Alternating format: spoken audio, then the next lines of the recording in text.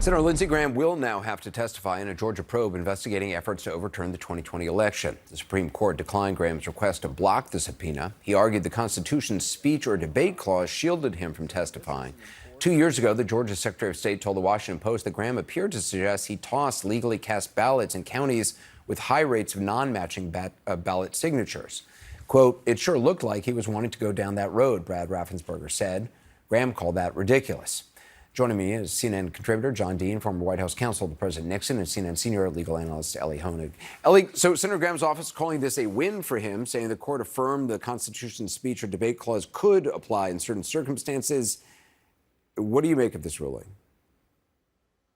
It's not a win for Lindsey Graham, Anderson. It is a loss on balance for Lindsey Graham. He had argued that he was exempt from testifying, that he didn't have to testify at all under the speech and debate clause, which is part of the Constitution that says a sitting member of Congress like Lindsey Graham can't be forced to answer questions outside of Congress. But the problem for Lindsey Graham is the federal courts, up to and including the Supreme Court, said yes. However, that only applies to your legitimate legislative activities, and anything you were doing with the Trump campaign, any efforts to interfere with the election, to pressure state officials, that's all fair game. So now, bottom line, Lindsey Graham has to go in front of the grand jury, take an oath, and answer questions from a prosecutor. And John, if Senator Graham invokes the speech and debate clause in an effort to avoid answering certain questions about his post-2020 election activities, would it meet the bar? I mean, many people may not know what that clause was intended to be used for.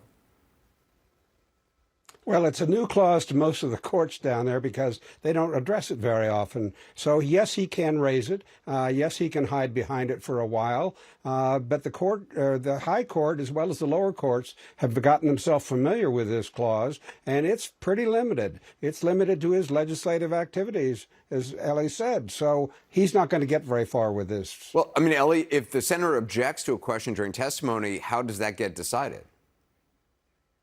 So this is the problem. The Supreme Court said if there's a dispute about a question, you can go back to the district court, which is the federal trial level court. I guarantee you Lindsey Graham is looking at the calendar here thinking there will be a new Congress early January of 2023. And if he can throw enough issues up in dispute, the strategy may be to try to stretch this out until the new Congress takes over. I'm sure prosecutors are aware of that and are going to try to dispose of these questions as quickly as possible.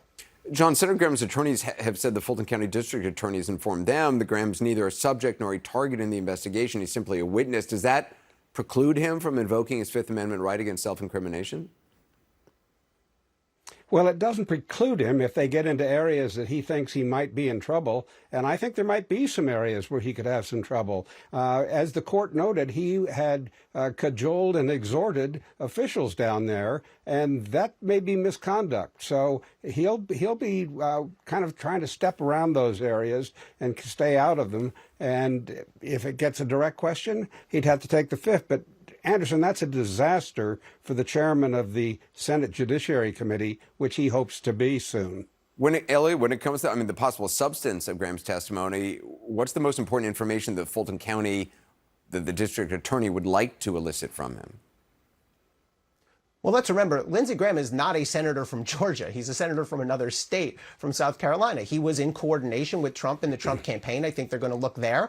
And I think they're going to look at Lindsey Graham's efforts to pressure local and state officials in the state of Georgia. I think that's exactly where prosecutors are going to focus.